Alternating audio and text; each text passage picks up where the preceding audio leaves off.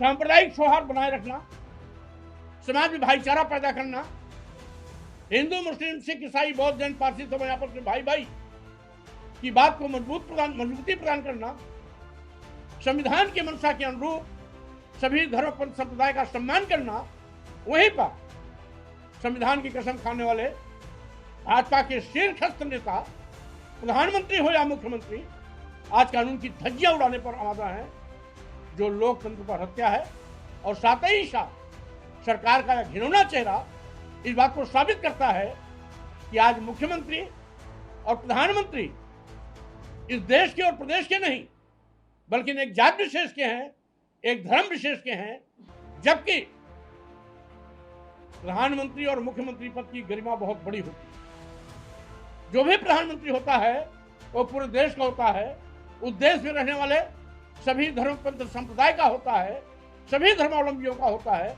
उसी प्रकार से कोई भी मुख्यमंत्री एक जाति धर्म विशेष का नहीं, एक धर्म विशेष का नहीं, बल्कि वो पूरे प्रदेश का होता है और उस प्रदेश में रहने वाली सभी धर्म जाति पंथ संप्रदाय के लोगों का होता है। लेकिन आज माननीय प्रधानमंत्री जी, माननीय मुख्यमंत्री जी अपनी खुद की गरिमा को जमींदोज कर रहे हैं, ये चिंता का विषय है। आज जिस तरीके से अराजक तत्व का हौसला बढ़ा है, सीजीआई जैसे महत्वपूर्ण सर्वोच्च न्यायालय की चीफ जस्टिस पर जूता फेंकने की नापाक कोशिश करते हैं, सरकार उनको बचाने का पाप करती है, ये बहुत ही दुर्भाग्यपूर्ण है। अभी तक जूता फेंकने वाला व्यक्ति गिरफ्तार नहीं हुआ।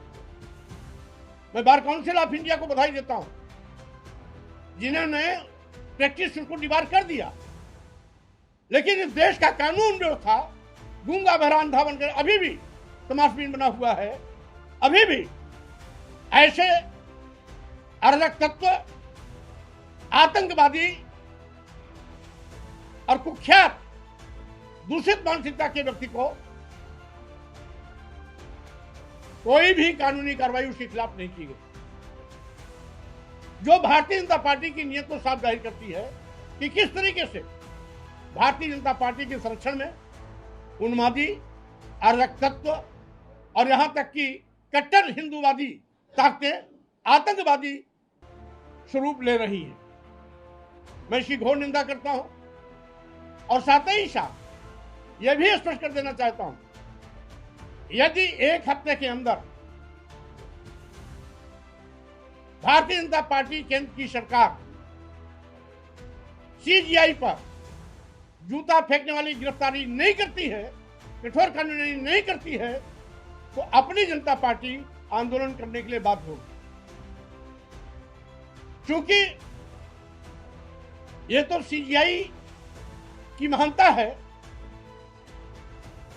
कि उन्होंने इस मामले को नजरअंदाज किया, लेकिन कानून व्यवस्था क्यों अंधी है? कानून व्यवस्था क्यों चुप है?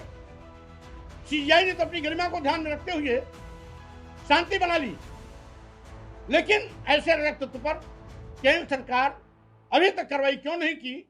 स्वाभाविक रूप से यह ऐसे ही आपराधिक अराजक तत्वों के हौसला अफजाई का मुख्य कारण है। यानी भाजपा सरकार में इस प्रकार के गुंडे, माफिया, अपराधी, मवाली को बढ़ावा दिया जा रहा है, जो विशेष रूप से समाज के अंतिम पायदान पर आए हुए व्यक्ति को कितने भी सर्वोच्च पद पर क्यों न हो, उसको अपमानित करना इनका पेशा बन गया। स्वाभाविक रूप से इस देश के लिए दुखद है। वो भारत जिसका लोकतंत्र पूरी दुनिया में सराहा जाता है, वो भारत जिसके संविधान का लाभ पूरा दुनिया के लोग लेते हैं, स्वाभाविक रूप से भारत में जो यह कृत्य हुआ सीजीआई पर जूता फेंकने का, इससे पूरी दुनिया में भारत की किरकिरी हुई। भारत के लोगों ने, दुनिया के लोगों ने, दुनिया के तमाम देशों ने भारत में इस कृत्य की निंदा भी की है। स्वाभाविक रूप से बहुत शर्मसार करने वाली घटना है और मैं मांग करता हूं केंद्र सरकार से कि तत्काल ऐसे अराजक तत्वों पर प्रभावी कानूनी कार्रवाई करते हुए जेल की सलाखों में भेजे। जिसने भी सीजीआई पर जूता फेंकने की हिमाकत दिखाई है उसके खिलाफ कड़ी से कड़ी कार्रवाई होनी चाहिए। और साथ ही साथ अपने मुंह मियां बिट्ठू बनने की बात भाजपा सरकार के प्रधानमंत्री मुख्यमंत्री करना छोड़ दें। जो अपराध पर नियंत्रण नहीं कर पा रहे हैं, पूरा प्रदेश और देश जंगल राज बनता जा रहा है, स्वाभाविक रूप से उनको अपने गिरेबान में झांक करके देखना चाहिए, कहाँ खड़े हैं कहाँ नहीं खड़े हैं, इस बात का चिंतन करना चाहिए। और माननीय प्रधानमंत्री माननीय मुख्यमंत्री जी अपनी गरिमा के अनुसार आचरण भी सही ढंग से करना चाहिए। समाज को जात के आधार पर उत्पीड़न करने से बचाएं, धर्म के नाम पर समाज को बांटने से बचाएं, जिससे कि हमारे देश की संप्रभुता बनी रहे, सांप्रदायिक सौहार्द बना रहे, लोकतंत्र सुरक्षित रहे और साथ ही साथ ऐसे संवैधानिक पदों की मर्यादा भी बनी रहे। धर्म है जिसमें उल्लू, गधे, कुत्ते, कछुए, मछली और सूअर की भगवान के रूप में पूजा की जा सकती है, लेकिन यह दलित, आदिवासी, पिछड़ा समाज कोई व्यक्ति होता है तो कहीं किसी आदिवासी के सिर पर पेशाब किया जाता है, किसी दलित के शरीर में मलमूत्र ले दिया जाता है और किसी पिछड़े की कुर्सी पर गंगा जल से धोया जाता है। यानी जानवर को सम्मान दिया जा सकता है, लेकिन दलित, आदिवासी, पिछड़े समाज में कोई पैदा हुआ है तो उसको सम्मान नहीं दिया जाता है। तो स्वाभाविक रूप से आखिर दलित, आदिवासी, पिछड़े समाज के लोगों से इस प्रकार का घृणा क्यों, नफरत क्यों? और उसका एक सबसे बड़ा उदाहरण, 3 बड़े उदाहरण है। देश के सर्वोच्च पद पर बैठे राष्ट्रपति रामनाथ कोविंद को राजस्थान के ब्रह्मा मंदिर में जाने से रोक दिया गया, इसलिए तो दलित समाज के को। वर्तमान राष्ट्रपति द्रौपदी मुर्मू को दिल्ली के जगन्नाथ मंदिर में जाने से रोक दिया गया क्योंकि वह आदिवासी थी। अभी अभी चीफ जस्टिस ऑफ इंडिया पर इसलिए जूता फेंकने की कोशिश की गई क्योंकि दलित समाज के थे। तो स्वाभाविक रूप से जब सर्वोच्च पदों पर बैठे हुए दलित, आदिवासी, पिछड़े समाज के लोगों के साथ ये बदसलूकी होती है तो आम लोगों के साथ कितनी बड़ी घटनाएं होती होंगी इसका अंदाज नहीं लगाया सकता। आप दलित उत्पीड़न की बात कर रहे हैं, कल मायावती ने बड़ी रैली करी थी, तो रैली में जो नाम बताया जाता है कि राजनीतिक बुनियादों में उन्होंने काफी दिलचस्प। बहरहाल चूंकि दोनों एक ही पार्टी के लोग हैं, एक पार्टी का बहुत बड़ा नेता है, दूसरा पार्टी का राष्ट्रीय अध्यक्ष है, तो इसलिए ये मुलाकात सामान्य मुलाकात है। हाँ, इतना जरूर है कि अब समाजवादी पार्टी आजम खान जी के नाम पर घड़ियाली आंसू बहा रही है, लेकिन जब आजम खान जी के दुर्दिन थे, राजनीतिक दुर्भावना से उनको जेल की सलाखों में भेजा गया था, तो आजम खान जी के बचाव में एक बार भी समाजवादी पार्टी भूल करके भी न कभी धरना पर दिया, न कभी कोई आंदोलन किया, न ही राज्यपाल या राष्ट्रपति से मिलकर कोई प्रतिवेदन दिया। तो स्वाभाविक रूप से जहां पर समाजवादी पार्टी को आजम खान के सम्मान में सड़क पे आना चाहिए था, उस समय वो मौन साधे हुए थे, और जब आज जेल से छूट करके आए हैं, जमानत पर न्यायपालिका ने उनको छोड़ा है, तो अब घड़ियाली आंसू बहाने से क्या फायदा? आजम खान और अखिलेश जी की जो मुलाकात हुई है, मुलाकात के बाद राजनीतिक जो सियासत का गलियारा उसको लेकर भी काफी चर्चा है, उसको हम किसी विशेष नजरिए से नहीं देखते हैं। हाँ, इतना जरूर है कि समाजवादी पार्टी ने आजम खान के दुर्दिन में जो साथ देना चाहिए था, तय उससे पूरा का पूरा पल्ला झाड़ लिया था, साथ नहीं दिया था। आजम खान के सम्मान में एक बार भी न धरना, प्रदर्शन, आंदोलन, किसी प्रकार का कोई प्रतिक्रिया समाजवादी पार्टी ने नहीं दिया, जो कहीं न कहीं इस जुल्म, जातीय अत्याचार के पीछे जितना सत्ता पक्ष जवाबदेह जिम्मेदार है, उतना ही समाजवादी पार्टी भी है। यह आंकड़ा बताता है कि जीरो टॉलरेंस इनका एक थोथा और झूठा मुहावरा बन गया है, सच्चाई से कोसों दूर है। जबकि मैंने अभी अभी स्पष्ट किया कि आज अपहरण उत्तर प्रदेश नंबर 1, अपहरण में नंबर 1, दहेज हत्या में नंबर 1, हत्या में नंबर 1, महिलाओं पर अपराध में नंबर 1, दलित उत्पीड़न में 1। कौन सा अपराध था जिसमें पीछे हो? तो जीरो टॉलरेंस की बात करने वाले लोग या तो ये पढ़ने में विश्वास नहीं करते, या केंद्र सरकार की एजेंसी एनसीआरबी को नहीं स्वीकार करते, या सच को स्वीकार करने में डरते हैं। इसलिए जीरो टॉलरेंस दिखावा है, छलावा है, सरकार की नौटंकी है, अपराध को छिपाने की गलती कर रहे हैं।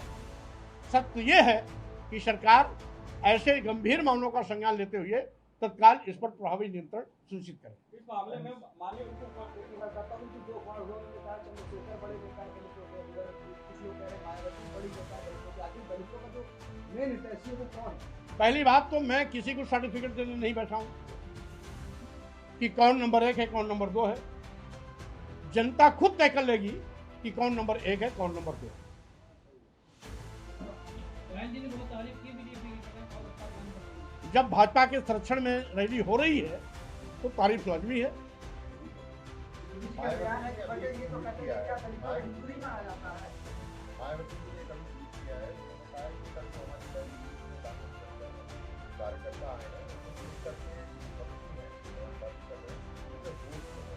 किसी विपक्षी के होश नहीं उड़े हैं, बहन जी की ही होश उड़े थे, और इसीलिए सारी की सारी स्पीच भाजपा सरकार के महिमा मंडन में की गई। ठीक है, ये कटेंगे बटेंगे बयान एक बार फिर से वायरल हो रहा है। कल सीएम योगी ने इसको लेकर भी बोला है, जैसा भी दलित क्या लगता है आपको?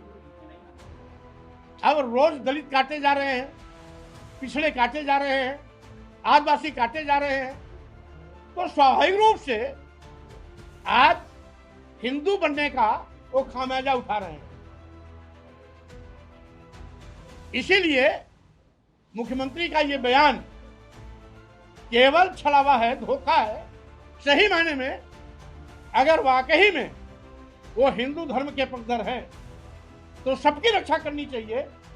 केवल अपने बिरादरी की रक्षा के लिए मुख्यमंत्री नहीं बने हैं, बल्कि उत्तर प्रदेश में सभी जाति धर्म पंथ समाज संप्रदाय के वो मुख्यमंत्री हैं। सबके संरक्षण की बात उनको करनी चाहिए। सभा को निशाना कर रहा है तो वही बीजेपी के कार्यकर्ताओं ने कहा है कि जो दलित और पिछड़ा है उसको लोग केवल राजनीतिक जो रोटियां उसको सेकने के लिए इस्तेमाल किया जाता है। अब सही बात, इसका उत्तर तो बेहतर तरीके से सुश्री बहन मायावती जी देंगी कि क्या कारण है जिस भाजपा सरकार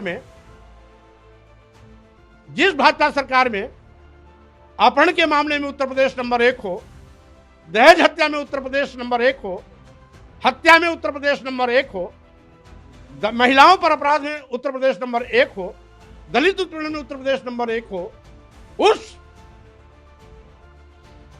भाजपा की बहन जी द्वारा तारीफ किया जाना अपने आप 7वां आश्चर्य है।